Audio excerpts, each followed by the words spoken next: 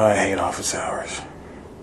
Oh, college campuses can be great for a litany of things. They can help you find a group to hang with, to be a safe haven. They can have events full of free stuff. They can even be the place where one finds out what their true potential is. But if you're a person of color, there's one big threat looming, and it can rear its ugly head at any moment. Kennesaw State University wasn't always as diverse as it has been. In 2001, nearly 11% of those enrolled into KSU were black, 80% were white, and a total population of close to 14,000. As of the fall of 2017, black students made up 21% of the student population of close to 36,000. Kennesaw ranks 17th in the nation for bachelor's degrees awarded to black students as of August 2018. And yet, KSU has come under fire as of late. In recent years, the school has reluctantly been the backdrop to issues pertaining to race. With all this apparent growth in diversity, there's still an underlying sense of tension between students of color and white students. I spoke with a couple of students to talk about the issue. This first student didn't want his face on camera, but he had some choice words about campus politics. The vibe on campus right now is kind of like, I don't want to say it's divided, but there is a lot of tension with some people when it comes to like dealing with KSU students who are not people of color. A lot of my peers kind of feel that there's a lot of microaggressions. So it may not necessarily be, you walk outside and someone throws something at you or they call you out your name, but it'll be small things. Back in the fall of 2017, 5 black cheerleaders, dubbed the Kennesaw 5 Cheerleaders, did what Colin Kaepernick and other NFL players popularized in previous seasons of pro football and took a knee during the national anthem. At the start of the 2018 season, 4 of those cheerleaders would no longer be on the squad. While the school said it had a record number of applicants during what they call a competitive year to be a cheerleader, one of the women let go from the squad. Tamia Dean disagrees. She told Atlanta's NBC affiliate she was skeptical of the roster move. But the students aren't giving up when it comes to organizing themselves. So the take a knee was scattered. We didn't have like a central focus where everybody could like come together because everyone was just like throwing in different points that they wanted and we weren't coming in together. But this time we're trying to come together as like a unit and give specific things, like big specific things they want changed, instead of last time where they gave us like a bunch of demands and like they picked the easiest ones. So now we're trying to make sure like we hold them accountable for like everything. So this time everybody is on their guard, on like dotting their T's, crossing their I's with like everything that we're trying to do. Now KSU faces yet another race-related issue.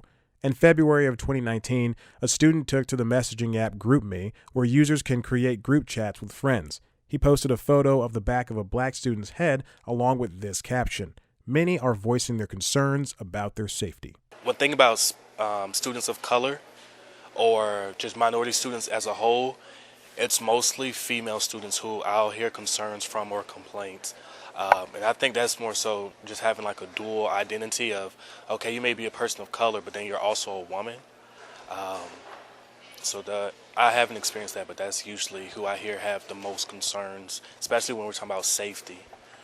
There are sometimes in my classrooms and doing like specific topics, especially like my psych classes, that would bring up the topics and someone would like say something that'd be like, I spoke with the victim of the secret Snapchat, Elijah John. He said he found out about the post on a Saturday night after someone sent him a Twitter link shaming the group chat. Well, they call me a nigger. In the caption it says, "Need to call the Klan to take care of this issue." And the group's title was called "Nigger's Head Got Ran Over by a Subaru." Having gone to a majority white high school and dealing with racism in the past, Elijah is no stranger to these issues. At first, he was understandably angry at the situation. Then Elijah sought a sit-down with the poster in order to discuss it. However, his position has since changed after the accused shows zero signs of remorse. He's currently actively seeking expulsion for the student that posted the picture and some kind of punishment for the others in the group chat.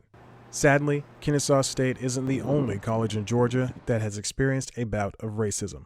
There's the incident at Georgia Southern in the summer of 2018 where a white female student said this of her upcoming black roommate whom she had yet to meet, or the Georgia State soccer player who used the N-word in her fake Instagram account. Georgia Tech is no stranger to racism as well. In 1985, there was a cross burning on the lawn of a black sorority.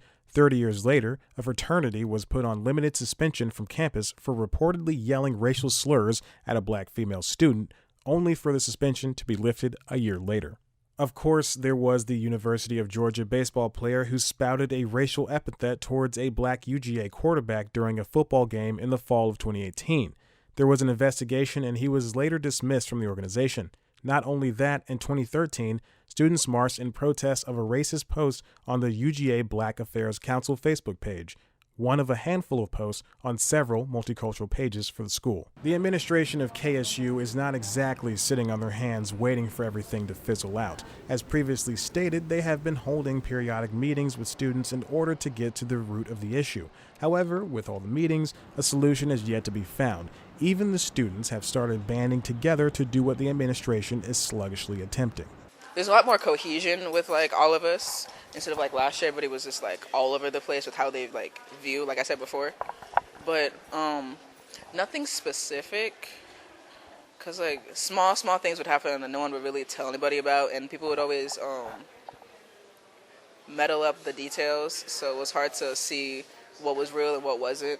It was open to the campus. They're called co-ed meetings. So we had faculty, staff, students, administrators, and we got together. And I think there are many notable things that were said, but there was a white female student.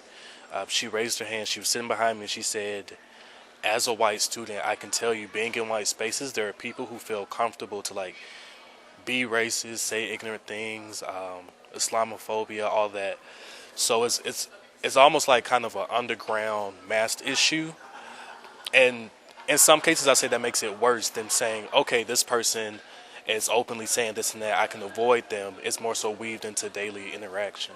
Like a lot of other students of color, Elijah is feeling uneasy about current on-campus views towards this and other situations like it. Honestly, I'm watching my back everywhere I go. I'm double checking to make sure who's behind me, double checking my surroundings, making sure no one's following me. In addition to that, it's even more scarier since the school allows students to carry firearms on campus. So at any moment, anything can just pop off. We have this thing called Written by Witten, which like updates us about, what's going on the school. I ain't getting no Written by Witten about anything regarding like these racial, slurs, these racist comments and things of that nature. Kennesaw is composed of individuals who brings with them unique perspectives. We're thankful for and benefit from this diversity of experience as it's one of the university's significant strengths. So she said that a lot of people took it that I know what she was trying to say, but a lot of people took it like negatively because it was like she was saying the things that they said was okay, or the things that like they posted was fine, and anyone could just like say whatever they want because we learned from it or something. But she could have worded it differently. She could have like nodded to it and like, yes, this was bad, we should stop this, then said what she said. So like at least acknowledge it in some way, but she didn't. Both situations have challenged a lot of students' trust in KSU.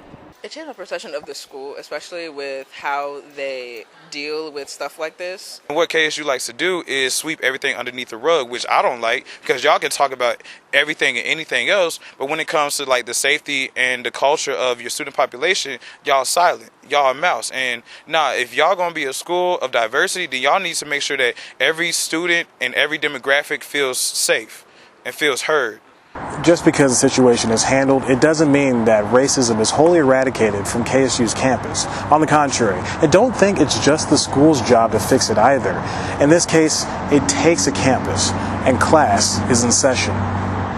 Elijah doesn't harbor ill will towards KSU, but he does want the school to be accountable. KSU, it's a good school, good university, Like I said, all schools have their issues, but I want this university to take this issue more seriously.